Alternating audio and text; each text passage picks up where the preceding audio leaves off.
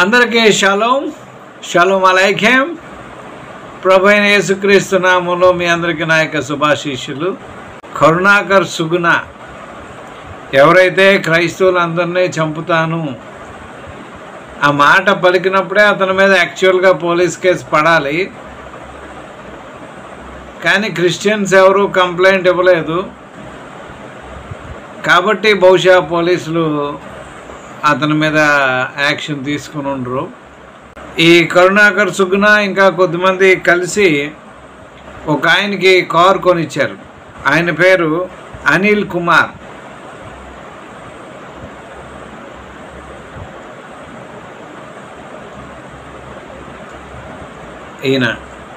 ఈయన స్పెషాలిటీ ఏంటంటే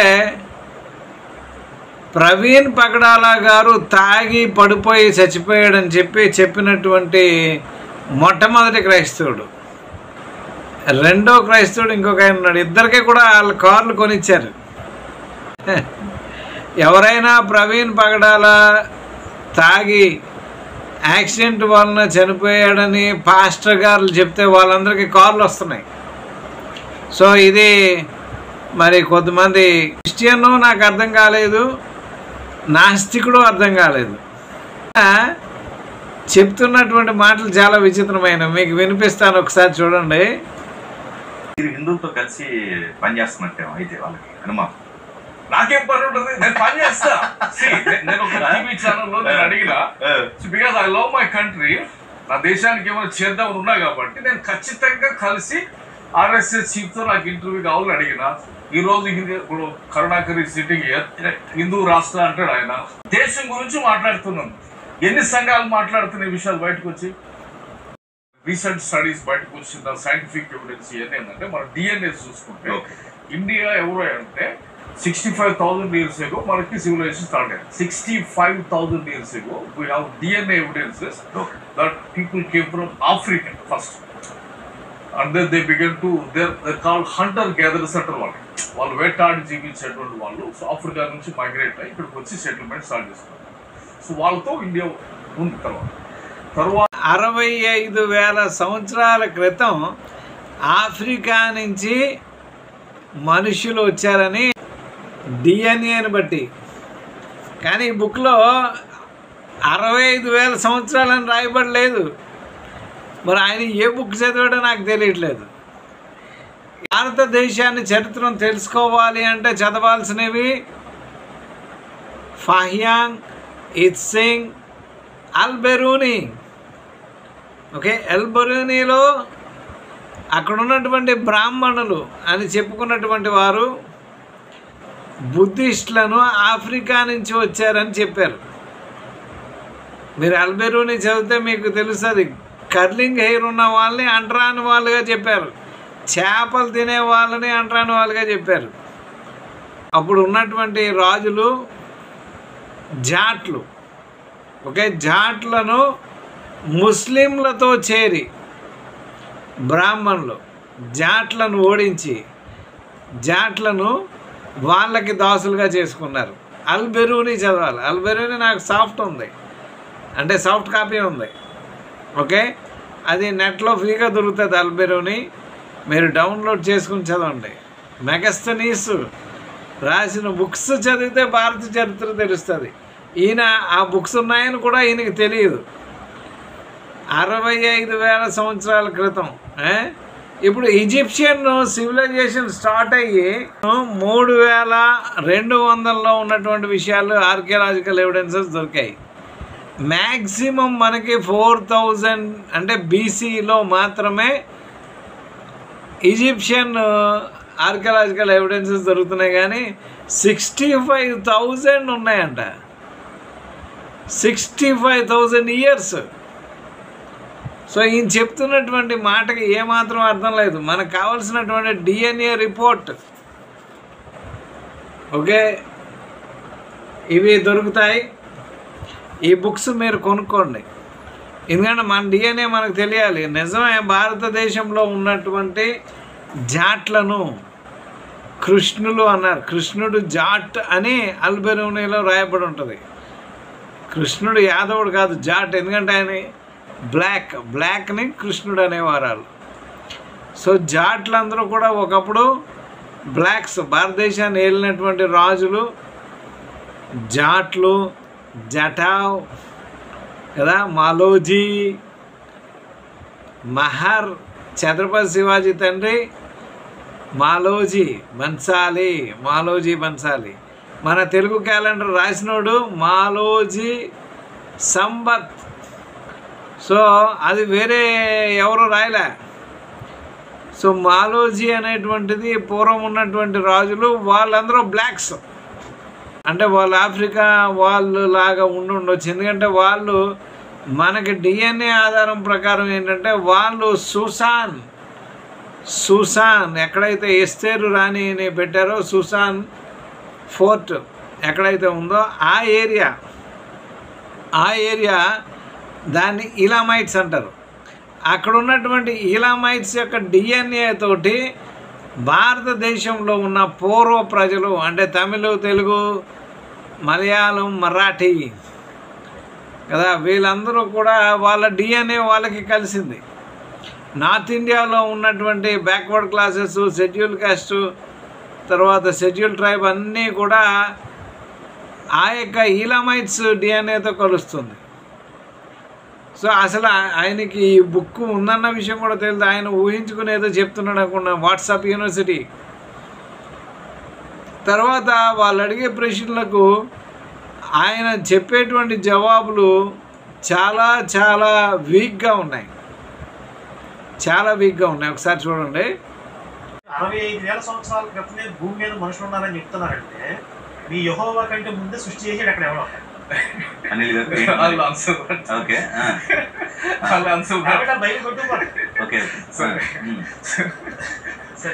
అవునా? అంటే 60,000 సంవత్సరాలు మించదు. బైబిల్లో మొట్టమొదట ఆదాము వయసుని అక్కడి నుంచి క్యాల్కులేట్ చేసుకుంటూ వస్తే ఇప్పుడు ప్రజెంట్ ఉన్నటువంటి ఈ రోజు మొత్తం క్యాల్కులేట్ చేస్తే 6,000 సంవత్సరాలే. బట్ ఒకవేళ ఎక్కడి నుంచి వచ్చిన వాళ్ళే ఈ సంస్కృతికి మూల పురుషులు అయితే ఎక్కడో ఇలాంటి సంస్కృతి ఉండి ఉండాలి కదా ఈ నాన్నవాళ్ళు. కరుణాకర్ శుక్నాకి తెలిసినంత నాలెడ్జ్ కూడా ఈయన అనిల్ కుమార్ గారికి తెలియదని నేను అంటున్నాను. ఎందుకనంటే ఆయన ఒక ప్రశ్న అడిగాడు, నిజంగా ఆ చరిత్ర అక్కడి నుంచి వచ్చి ఉంటే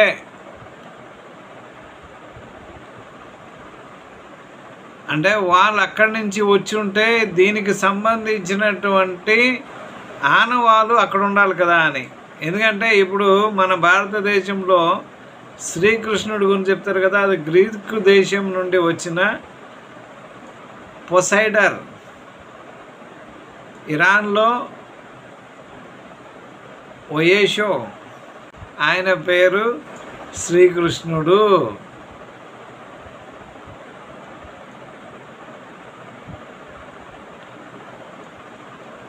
సో మనం ఇవన్నీ కూడా ఎక్కడెక్కడి నుంచి వచ్చాయో మనం తెలుసుకోవచ్చు. నరసింహస్వామి అంటే బుద్ధుడు తల మీద సింహం తల పెడతారు మహాయానంలో. కుషాన్ చక్రవర్తి సమయంలో జరిగినటువంటి ఈ యొక్క శిల్పకళల్లో బుద్ధుడి తల మీద ఒక చోట ఏనుగును పెట్టారు, ఒక చోట సింహాన్ని పెట్టారు. నరసింహ అది బౌద్ధంలో జాతక కథ, ఒక జాతక కథ. అంటే నరసింహస్వామి అంటే ఎవరో కాదు, బుద్ధుడు. తర్వాత చాళుక్యరాజు పులకేసి, పులియరాజులంటే మానరాజులు, నాగా. ఇప్పుడు ఆయన చెప్పినటువంటి మాట, మన అనిల్ గారు చెప్పినటువంటి ఒక మాట, ముందు వచ్చినటువంటి వాళ్ళందరూ కూడా ఆఫ్రికా నుంచి వచ్చారన్నాడు కదా, నిజమే. అది ఎలాగో అనంటే నాగా అంటే నీగ్రో, నీగ్రోస్ అంటే ఇప్పుడు మీరు ఈజిప్ట్ వెళ్ళినా సరే నాగలోకం ఉంటుంది, నీగ్రో లోకం ఉంటుంది కింద. అంటే ఆఫ్రికన్స్ ముఖ్యంగా ఈజిప్షియన్స్ ఎవరు అనంటే నాగజాతిగా చెప్పుకున్నారు. భారతదేశంలో ఉన్నటువంటి మొట్టమొదటి ప్రజలు కూడా నాగజాతి ప్రజలు. నీగ్రో. ఇప్పుడు జాతక కథలో ఉన్నటువంటి పేర్లే హిందూ మతంలో కనబడతాయి. బుద్ధుడికి గొడుగు పట్టుకున్నాడు కదా, ఆయనే బ్రహ్మ. అలాగే ఆయనకు దారి సరి చేస్తున్నాడు కదా, ఆయన ఇందర్. అంటే పాలీ భాషలో ఉన్నటువంటి ప్రాబ్లం ఏంటంటే ఇంద్రు అంటే రెండు వేరు వేరు అక్షరాలు కలపకూడదు. ఇందర్, చంద్రుడు అని రాయడానికి అవ్వదు. ఆ పాలీ భాష అటువంటిది. అందుకని తమిళ భాషలో కొన్ని చూడండి పాలీ భాషకు దగ్గరగా ఉంటుంది, తెలుగులో సంస్కృతం మిక్స్ అయిపోయింది. అందుకే మనల్ని గుల్టే అంటారు. ఆ విషయం మన పవన్ కళ్యాణ్ కూడా చెప్పాడు. సో బుద్ధుడిని ఆఫ్రికాలో కూడా మనం చూడొచ్చు. ఎందుకంటే బుద్ధుని హెడ్ అంతా కూడా కర్లింగ్ హెయిర్, ఆఫ్రికన్స్ హెయిర్, ఆ కర్లింగ్ హెయిర్. బుద్ధుడు ఆఫ్రికన్ కాదు కానీ ఇండియనే. కానీ ఆయన యొక్క విగ్రహాలన్నింటికీ కూడా కర్లింగ్ హెయిర్ ఉంటుంది. అంటే ఆఫ్రికన్ కొంత ఆరిజిన్ ఉంటుంది. మియన్మార్ ఒకప్పుడు దాని పేరు బర్మా అంటాం కదా, బర్మా అని పాలీ భాషలో అంటారు. బర్మా అంటే సంస్కృతంలో బ్రహ్మ. సో బ్రహ్మాయ అంటే ఎవరు అని అంటే బుద్ధుడికి గొడుగు పట్టుకునేటువంటి వాడు. బుద్ధుడు నడుస్తూ ఉంటే ఆయనకి ఎండ తగలకుండా గొడుగు పట్టుకుని సహకరించేటువంటి వాడే బ్రహ్మ. ఓకే, ఏ శివలింగం మీదైనా సరే బుద్ధుడు ఉంటాడు. సో బుద్ధుడు అంటే నాగజాతి. ఇప్పుడు బుద్ధుడు వెనకాల 5 పాములు ఉంటాయి. 5 పాములు అంటే 5 పాము తలలు ఉంటాయి. నాగజాతి ప్రజలు బుద్ధుడిని కాపాడుతారు అని అర్థం. అర్థమవుతుందా మీకు? సో అసలు వీళ్ళు చెప్తూ ఉన్నటువంటి హిందూ మతం అనేటువంటిది కూడా నిజానికి లేదు, పూర్వం లేదు. కుషాను చక్రవర్తి టైంలో భూమి మీద మొట్టమొదటగా విగ్రహారాధికులు ఎవరు అని అంటే బౌద్ధులు మాత్రమే, వేరే ఎవరు కాదు. బౌద్ధులు మాత్రమే విగ్రహారాధికులు, ఇంకెవరు కూడా విగ్రహారాధికులు కాదు. ఈ విషయాన్ని మనం అందరం కూడా గుర్తుంచుకోవాలి. హిందువులు కూడా విగ్రహారాధికులు కాదు. విగ్రహాలు శిల్పాలు చెక్కే వాళ్ళని అంటరాని వాళ్ళు అనేవాళ్ళు. కానీ ఇప్పుడు చూసారా, ఇలాగ అనేటువంటిది ఎవరు అని అంటే సైతాన్.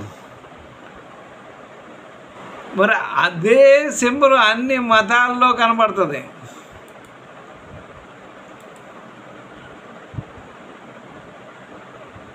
క్రిస్టియానిటీలో కూడా కనబడుతుంది. ఎందుకనంటే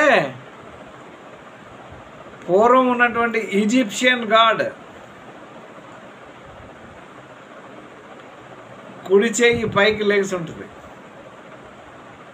బౌద్ధ ఆరామాలు పాము తలలో, అంటే చెక్కినటువంటి ఆరామం ఎలా ఉంటుందంటే పాము తలలా ఉంటుంది. హిందూ గుడిలో బుద్ధుడు. సో హిందూ మతం అనేటువంటిది వాస్తవానికి లేదు, బుద్ధిజాన్నే ఆక్రమించుకుని. అంటే ఇప్పుడు నరసింహస్వామి టెంపుల్ ఉన్నాయి కదా, అవన్నీ కూడా ఒకప్పుడు బుద్ధిస్ట్ టెంపుల్స్, అంతేగాని వేరే టెంపుల్స్ కాదు.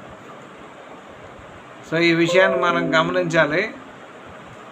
ఇంకా చాలా నేను ఆధారాలు మీకు చూపించగలుగుతాను. అన్ని హిందూ గుళ్ళలో ఉన్నటువంటి, మరి తిరుపతి బుద్ధుడికి ఏం చేస్తారంటే ఇలాగా బొట్టు పెట్టేస్తారు. తిరుపతి వెళ్తాము, తిరుపతి వెళ్ళినప్పుడు అందరూ కూడా ఏం చేస్తారంటే గుండు గీక్కుంటారు కదా. దానికి కారణం ఏంటంటే తిరుపతి వెంకటేశ్వర స్వామి అసలు పేరు అలోకేతేశ్వరుడు.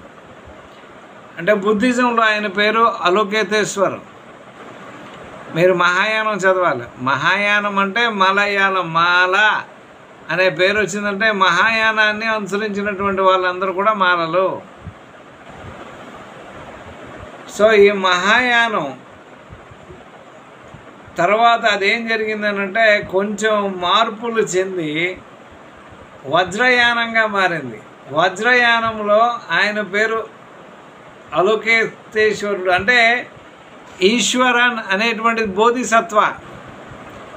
బోధిసత్వాలు ఏం చేస్తారు అనంటే ఎవరైనా బుద్ధుడికి సమర్పించుకుంటే గుండు గీకుతారు. బౌద్ధులను ఎక్కడైనా చూడండి ప్రపంచం అంతా గుండు గీకుతారు. సో అది ఎక్కడ జరిగేదంటే తిరుపతిలో జరిగేది. మీరు బోధిసత్వ చదవాలి. అది మీకు అర్థం కావాలంటే ఇత్సింగ్ చదవాలి. ఇత్సింగ్ చైనీసు విద్యార్థి, భారతదేశంలో చదివి ఇక్కడ ఏమేమి చూశాడో. తిరుపతి అనేటువంటిది ఏంటంటే థేరోపతి. థేరో అనేటువంటిది బుద్ధిజంలో ఒక సెక్టర్. ఇప్పుడు ఈ యొక్క మహాయానాన్ని హిందీ వాళ్ళు ఏమంటారంటే మహార్ అంటారు. దీంట్లో నుంచి బయటకు వెళ్ళినటువంటి బోధిసత్వాలని చమహార్ అంటారు. చమహార్ అంటే మేము కూడా మహార్లమే, కానీ మేము బోధిసత్వ అనుసరిస్తున్న వాళ్ళము అని. బుద్ధిజంలో చాలా సెక్ట్లు ఉన్నాయి. తర్వాత మరి ఆర్యుల్ ఇన్వేషన్ అంటే బహుశా వాళ్ళు ఆల్రెడీ ఇండియాలోనే ఉండున్నారు. వాళ్ళు ఏం చేశారు అని అంటే మొహమ్మద్ బిన్ కాసిం వచ్చినప్పుడు, మీరు చచనామా చదివితే మీకు తెలుస్తుంది, కాసిం వచ్చినప్పుడు ఆయనతో అగ్రిమెంట్ చేసుకుంటారు క్రీస్తు శకం 750లో. సో ఆ యొక్క చచనామాలో చేసుకున్నటువంటి ఒప్పందం ప్రకారం బుద్ధిస్ట్ టెంపుల్ని కోల్చడం, యూనివర్సిటీలని దహనం చేయటం, ఆ యొక్క మరి రాజులు పూర్వకాలం ఎవరు ఉండేవారు జాట్లు, వాళ్ళని నాశనం చేయటం.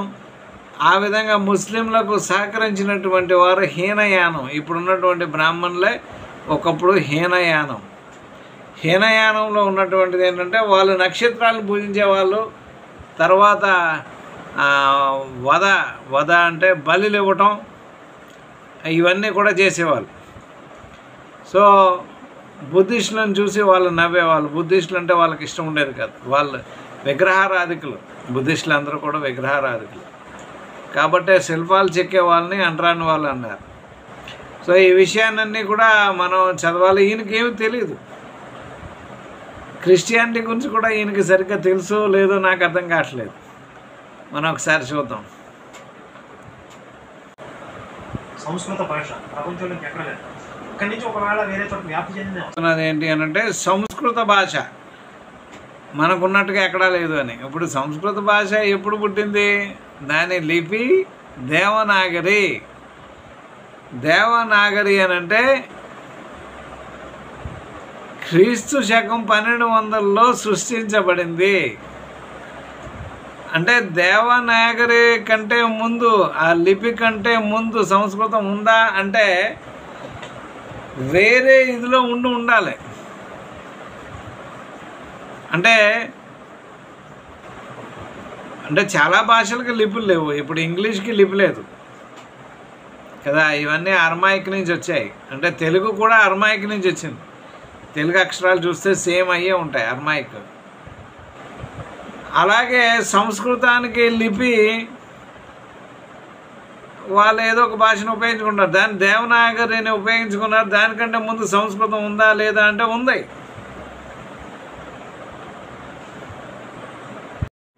ఒక బ్రాహ్మణుడు విదేశాల్లో ఉంటాడు.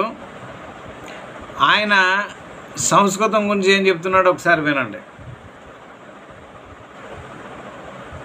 Is a Sanskrit name. I have never said that Xerxes is a Sanskrit name. Xerxes is the name the Greeks gave to the Persian emperor Kshayarsha. Kshayarsha is a Sanskrit name. Xerxes is the Greek form of that name. It is a Greek word. It is not a Persian word. Let me Let me put it on the screen. Okay, Xerxes is a Greek, is the way the Greek mangled this word, this name. The actual name of the Persian emperor was Kshayarsha, Kshayarsha, which is Kshatriya. purely Sanskrit name. And that is not the only Persian emperor with a Sanskrit name. All the emperors of the Hakshamanish dynasty, the Achaemenid dynasty, had Sanskrit names. Let me give you some examples. So there is this emperor that if you look at Wikipedia, you will see they call him Artaxerxes, right? Artaxerxes. Well, his actual name was Artakshatra. Artakshatra. They call him Artaxerxes. There was this emperor they called Aryaramnes. His name was Aryaramna. Then you have Cyrus the Great. His actual name was Kurush. Kurus. And then the founder of the Achaemenid dynasty, Achaemenes, his name was Hakshamanish. Akshamanish. So as you can see, every Persian emperor of old Persia, of the Achaemenid dynasty, of the Hakshamanish dynasty, had Sanskrit names, pure Sanskrit names. Persia అంటే Iran రాజుల అందరి పేర్లు అంట సంస్కృత భాషలోనే ఉన్నాయంట. 2 సామ్రాజ్యాలు ఉన్నాయి. ఒకటి అక్షామనీష్ అంటే సంస్కృతంలో, అకమేడియన్ ఎంపైర్. ఓకే, నార్త్లో ఉన్న ఎంపైర్ అంతా కూడా ఆ రాజులు మాట్లాడినటువంటి భాష సంస్కృతము. ఓకే, కింద ఇలామైట్స్ ఎంపైర్. తమిళంలో ఏమని చెప్తారంటే ఇలంగై అంటే ఏంటంటే ఇంగ్లీష్లో ఇలామైట్స్ ఏలామీయులు. ఇలంగై అంటే కానీ శ్రీలంక కాదు. చాలామంది శ్రీలంక ఇలంగై అనుకుంటారు, కాదు. అంటే ఇరాన్ సౌత్ నుంచి ఆఫ్ఘనిస్తాన్, పాకిస్తాన్, ఇండియా కదా, మియాన్మార్ అంతా కూడా ఇలంగై. సో ఇలంగై అంటే లంక అంటే అంత పెద్దది. అంటే ఇప్పుడు రావణ బ్రహ్మ ఏ దేశాన్ని పరిపాలించాడు అంటే ఇలంగై. అంటే తమిళోడు, తమిళ్ రాజు ఆయన. తమిళ్ రాజు అంటే ఇలంగై. అప్పట్లో ఆ భాష పేరు దమ్మ. తమిళ్ కాదు, దమ్మాలి తమిళ్. తమిళ్ దానికి దగ్గరగా ఉంటుంది. సో ఈ విషయాలు ఈయనకి పాస్టర్ అని రాశారు. ఎందుకని రాశారు నాకు తెలియట్లేదు. కొంతమందిని మోసం చేయడం తప్ప అతను పాస్టర్ అయి ఉంటే అలా మాట్లాడు కదా. సో ఇక్కడ వచ్చినటువంటి పెద్ద ప్రాబ్లం ఏంటి అని అంటే ఆయన ఒక అబద్ధికుడు. ఓకే, ఎవరు అనిల్ గారు, ఆయన పాస్టర్ గారు అయ్యి ఉండడు. వీళ్ళు పాస్టర్ గారు ఆయన ఎందుకు పెట్టారంటే డిబేట్లో అతను పూర్తిగా వీళ్ళకి సహకరిస్తున్నాడు. ఎలా సహకరిస్తున్నాడో చూడండి ఒకసారి. యూనివర్సల్ డే అంటే అది లక్షల సంవత్సరాలు కావచ్చు, కోట్ల సంవత్సరాలు కావచ్చు అని చెప్తారు. సరే, వీళ్ళు చెప్తున్న ఆదర్శం తీసుకున్నా సరే చిట్ట చివరి రోజు మనిషిని సృష్టించాడు అని చెప్తున్నారు. ఆదాము ఇన్ని సంవత్సరాలు భూమి మీద జీవించాడు. అది భూమి మీద ఇప్పుడు మనం లెక్కించే సంవత్సరాలే కదా. అది ఆదాము వయసు కూడా యూనివర్సల్ డే ప్రకారం 1,00,000 సంవత్సరాలు కాదు కదా. కాదు, మీరు మొదట సృష్టి జరిగిన క్రమంలో ప్రస్తావించిన రోజు అనేది 1,00,000 సంవత్సరాలు అని చెప్పండి, ఓకే తీసుకుందాం. కానీ ఆదాము జీవించింది భూమి మీద వయసే 980 సంవత్సరాల్లో ఎంతో జీవించాడు. అక్కడి నుంచి ఆయన కొడుకు ఎన్ని సంవత్సరాలు జీవించాడు, ఆయన కొడుకు ఎన్ని సంవత్సరాలు, ఈ మొత్తం క్యాలిక్యులేషన్స్ ఉన్నాయి. అన్నీ కలిసి 6,000 సంవత్సరాలు మించట్లేదు. అంటే మనిషి వయసు నేను చెప్తుంది. అంటే 6,000 సంవత్సరాలకు పూర్వం మనిషి డిఎన్ఏ ఉండకూడదు భూమి మీద. 65,000 సంవత్సరాల డిఎన్ఏ ఉందని మీరే చెప్తున్నారు. అయిపోయింది బైబిల్.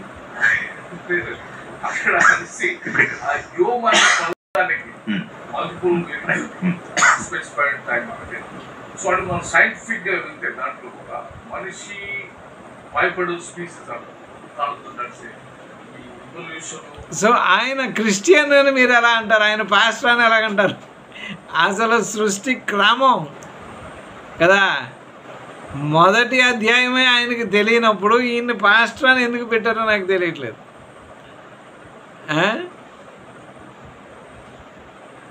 ఏదో ప్రవీణ్ పగడాల తాగాడు అని చెప్పినందుకు ఒప్పుకున్నందుకు ఆయనకి కారు కొనిచ్చారు. ఈయనకి 5,25,000 పెట్టి కారు కొనిచ్చారంట అనిల్ గారికి. పోన్లే ఏదో భోజనం చేస్తున్నాడు, బాగుంది, మనం సపోర్ట్ చేయాలి. పాపం మరి ఈవేళ వరకు కారు ఉండదు. పగడాల గారి పేరు మీద ఈయనకి కారు వచ్చింది, దేవునికి స్తోత్రం. కానీ అది శాపం కాకూడదు. సో ఈయన కోసం మనం ప్రార్థన చేద్దాం. కానీ ఈయన వీళ్ళకి సపోర్ట్ చేస్తున్నాడా, వాళ్ళకి విరోధంగా ఉన్నాడా అనేది మీరు ఒకసారి ఆలోచన చేయండి. ఇక్కడ ఆ పర్సన్ దగ్గరికి వెళ్ళి నీకు అనుమానం కాదు, మీరు చేయన పక్కలో చూడు అని చెప్పి వానికి ఒక ఎవిడెన్స్ ఇచ్చి, థామస్ అనేటోనికి ఒక ఎవిడెన్స్ ఇచ్చి, తర్వాత చూసి నమ్మిన వాళ్ళ కంటే చూడక నమ్మిన వాళ్ళు అనేటువంటిది ఒక ఫెయిత్ కోడాన్ని, బైబిల్లో ఫెయిత్ కోడ్ ఉంది ఖచ్చితంగా.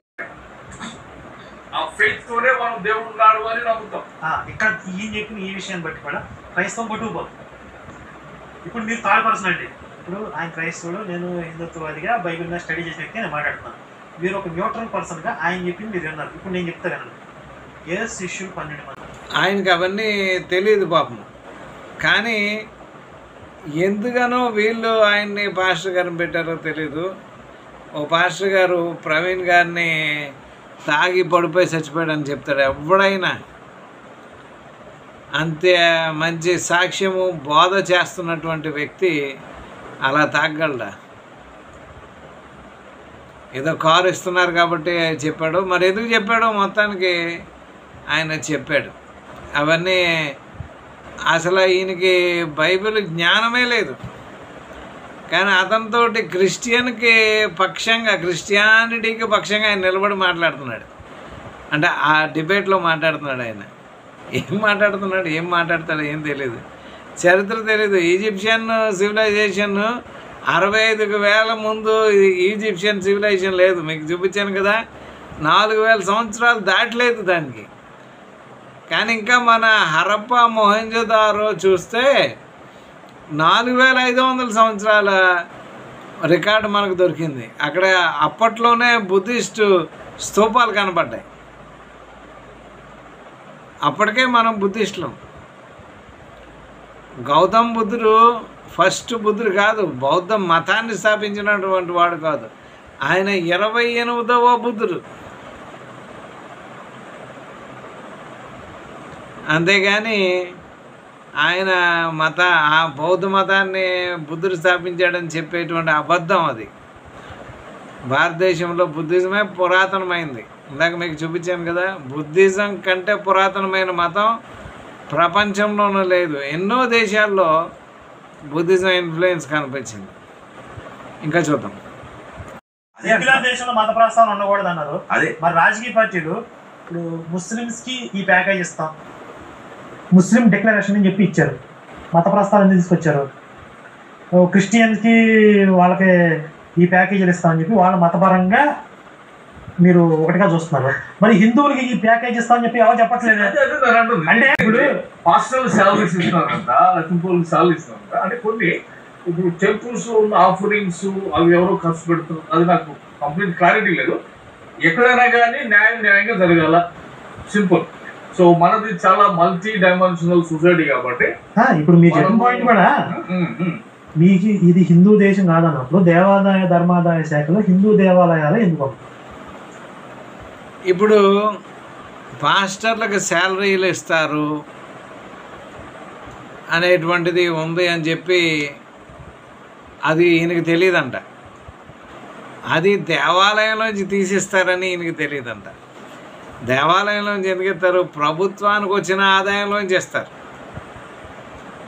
ఓకే, ప్రభుత్వానికి ఆదాయం దేవాదాయ శాఖ నుంచి ఎందుకు వస్తుంది అని అంటే, ప్రభుత్వం కాదు, బ్రిటిష్ వాళ్ళు ఉన్నప్పుడే వాళ్ళు ఏం చేశారు అని అంటే ఆ యొక్క టెంపుల్స్ని కాపాడడానికి. ఎందుకంటే బుద్ధిస్టులు వచ్చి ఇవి మా ఆలయాలు, ఇవి మాకు ఇవ్వడానికి గొడవ చేస్తుంటే వాళ్ళను దూరం చేయడానికి బ్రాహ్మణులు బ్రిటిష్ పోలీసులను ఉపయోగించుకున్నప్పుడు బ్రిటిష్ వాళ్ళు ఏం చేశారంటే వీళ్ళ మీద ట్యాక్స్ ఎలాగ ట్యాక్స్ వేశారు అంటే ఎంట్రీ ఫీజు లేకపోతే ఇంకా రకరకాలైన ఫీజులు పెట్టి వాళ్ళు స్టార్ట్ చేశారు. అది దేవాదాయం వాళ్ళు స్టార్ట్ చేసింది కాదు, అది బ్రిటిష్ వాళ్ళు స్టార్ట్ చేశారు.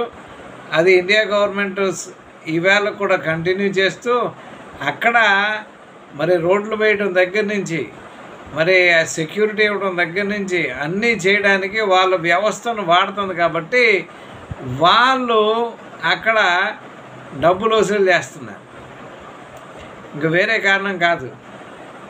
అసలు ఈయన దేవాలయాలు డబ్బు తీసుకెళ్ళి పాస్టర్లకు ఇస్తున్నారని ఈయన నమ్ముతున్నాడంటే ఈయన ఎలాగ అనాలో నాకు అర్థం కావట్లేదు, మంచి మాటలు రావట్లేదు.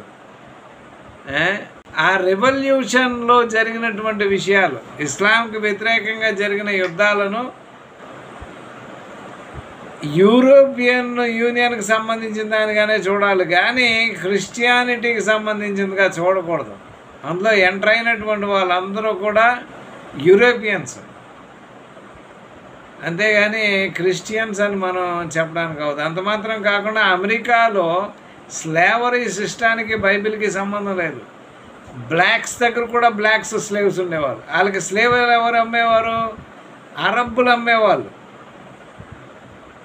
వాళ్ళకి స్లేవులు తీసుకొచ్చి అమ్మింది ఎవరు? షిప్పుల్లో స్లేవ్స్ని పట్టుకే వాళ్ళకి అమ్మింది అరబ్బులు. తెల్లోళ్ళు ఎక్కడ స్లేవ్స్ని పట్టుకోలేదు, చరిత్ర చదవాలి. అమెరికా, ఇంగ్లాండ్లో ఈ యొక్క మార్టిన్ లూథర్ తర్వాత చాలా ప్రాబ్లం వచ్చింది. క్యాథలిక్ పోపు ఎవరి చేతిలో అయినా బైబిల్ ఉంటే వాళ్ళను చంపేయమని ఆర్డర్ ఇస్తే ఒక్కరోజునే 30,000 మంది క్రైస్తవులు నరికేశారు. ఆ రక్తం బాగా చిందింపడింది. ఆ టైంలో పారిపోయినటువంటి క్రైస్తవులు పారిపోయి ఆ సముద్రంలోంచి వెళ్ళి అవతలకి వెళ్ళిన తర్వాత ఏర్పడినటువంటి దేశమే అమెరికా సంయుక్త రాష్ట్రాలు, ఇంకోటేం కాదు. ఆ చరిత్ర ఆయనకి తెలీదు. ఏదో చెప్తాను ఆయనకేం తెలియదు పాపం. వాళ్ళు క్రైస్తవుల్ని ఎంతగా విమర్శిస్తున్నారు అంటే, ఎంత చీప్ చేస్తున్నారంటే, క్రైస్తవులంట కత్తులు పట్టుకొచ్చి అందరినీ నరికి చంపేస్తారంట. ఈవేళ పోలీసులు ఎవిడెన్సులు ఇచ్చారంట, అది నమ్మకుండా క్రైస్తవులు పోలీసుల మీద ఎదురు తిరుగుతున్నారు. ఇది ఎంత దుర్మార్గం అంటే అది దుర్మార్గమే అంటున్నాడు ఈయన. పోలీసులను నమ్మకపోవటం అనేటువంటిది తప్పు కాదు. అంటే కోర్టులు ఇంకా మనకి చెడిపోలేదు, కోర్టుని నమ్మాలి. ఇప్పుడు కోర్టులు న్యాయం చేస్తున్నాయి భారతదేశంలో, ఇంకా అంత ఆ స్థితికి దిగజారాయి అనేది మనం చెప్పలేము. ఎందుకంటే ఎలక్షన్ కమిషన్ దిగజారిపోయింది, ఆ సిబిఐ దిగజారిపోయింది కదా, ఆర్బిఐ పరిస్థితి బాగలేదు. తర్వాత ఈ గవర్నమెంట్ వ్యవస్థలన్నీ కూడా కదా, మన ఎవరినైనా ఇన్కమ్ ట్యాక్స్ సంబంధించిన డిపార్ట్మెంట్లు కానీ, తర్వాత ఇంకెలాంటి డిపార్ట్మెంట్లు ఏదైతే ఉన్నాయో అవన్నీ కూడా నాశనం అయిపోయింది. ఇప్పుడు మన ఇంపోర్ట్ ఎక్స్పోర్ట్ బిజినెస్ కూడా చేసుకోలేము, ఎందుకంటే ఇంపోర్ట్ ఎక్స్పోర్ట్ లైసెన్సు మనకెవరో కొన్ని కంపెనీలకి ఇచ్చేశారు. నేను ఆ పేరు చెప్పట్లేదు, కానీ వాళ్ళు మాత్రమే ఇంపోర్ట్ చేయాలి, వాళ్ళు మాత్రమే ఎక్స్పోర్ట్ చేయాలనేటువంటి ఒక రూలు, అంటే చెప్పి చెప్పకుండా ఉన్నటువంటి ఒక రూల్ ఒకటి ఉంది. మా ఫ్రెండ్ ఒక ఆయన దాన్ని ఏమంటారంటే లిక్విడ్ బతువు, అంటే మా ఇండోనేషియా నుంచి మన ఇక్కడ పెట్రోల్ లాగా ఈ యొక్క ఒక రాయి, అంటే రాయి లిక్విడ్లో ఉండేటువంటి నల్ల రాయి లాగా ఉంటుంది అనమాట. అది ఇండియాలో ఏదో కంపెనీలతో ఇక్కడ మాట్లాడుకుని మెడ్రాస్లో ఇక్కడ ఇంపోర్ట్ చేస్తే ఆపేశారు. అంటే ఆపేయటమని ఆపలేదు, 3 రోజులు ఆపారు. 3 రోజులకి ఈయనకి షిప్కి డబ్బులు కొట్టుకోవడానికి అవ్వట్లేదు. ఏం చేయాలో తెలియనటువంటి పరిస్థితి. అక్కడ డబ్బులు పే చేసి తెచ్చేసాడు. ఇప్పుడు ఏం చేయాలి అని చెప్పి ఢిల్లీ వెళ్ళి అక్కడ అడిగితే ఫలానా వ్యక్తిని కలవండి అన్నాడు. ఆయన దగ్గరికి వెళ్తే ఆయన మీరు ఎవరు ఇంపోర్ట్ చేసుకోవడానికి అవదండి, ఆయన మాత్రమే రిపోర్ట్ చేసుకోవాలంటే అడానీ గారు మాత్రమే ఇంపోర్ట్ చేసుకున్నా ఎక్స్పోర్ట్ చేయాలన్నా ఆయన ఒక్కడే చేసుకోవాలి అనేసరికి మరి ఏం చేయండి సార్, నా షిప్ వచ్చింది కదా, ఎవరికైనా ఏమైనా ఫార్మాలిటీస్ ఉంటే ఇచ్చుకుంటానంటే నాకు కొంచెం ఒక లోడ్ దిగిపోయిందంటే నేను ఫ్రీ అయిపోతాను, నేను చాలా అప్పులు చేశానని చెప్పి అడిగితే వాళ్ళు మా చేతిలో లేదు, ఆయన్ని మీరు అడగండి అని చెప్పాను. ఆయన ఏ కంపెనీ ఇక్కడ డౌన్లోడ్ చేసుకుంటుంది, మీకు అక్కడి నుంచి ఎక్స్పోర్ట్ చేసిన కంపెనీ ఏంటి, అన్ని డీటెయిల్స్ తీసుకుని ఆ 2 కంపెనీలతో ఆయన మాట్లాడుకుని నెక్స్ట్ నుంచి నేనే మీకు సప్లై చేస్తానని చెప్పాడంట. షిప్ వెనక్కి పంపించేశారు. సో 3 రోజుల డబ్బులు షిప్కి కట్టడం అంటే మామూలు కాదు. నేను చాలా బుక్స్ చదివాను, చెప్పగలనా అంటే చాలా విషయాలు చెప్పగలుగుతాను. అసలు నేను ఫాహియాన్, ఈత్సింగ్, చచనామా, అల్బెరూని, మెగస్తనీస్, ఇండికా చదివాను. తర్వాత ఇలాంటి బుక్స్ చాలా ఉన్నాయి ఇక్కడ, అన్నీ సాఫ్ట్ కాపీలు, కొన్ని ఫ్రీగా డౌన్లోడ్ చేయటం జరిగింది. సో ఏమైనప్పటికీ మన సోదరులందరూ కూడా జాగ్రత్తగా ఉండాలి. క్రైస్తవుల గురించి ఎవరైనా అడిగితే మనము మన విశ్వాసాన్ని అవతల వ్యక్తికి చెప్పగలిగే స్థితిలో ఉండాలి. ఆడు మారాలి.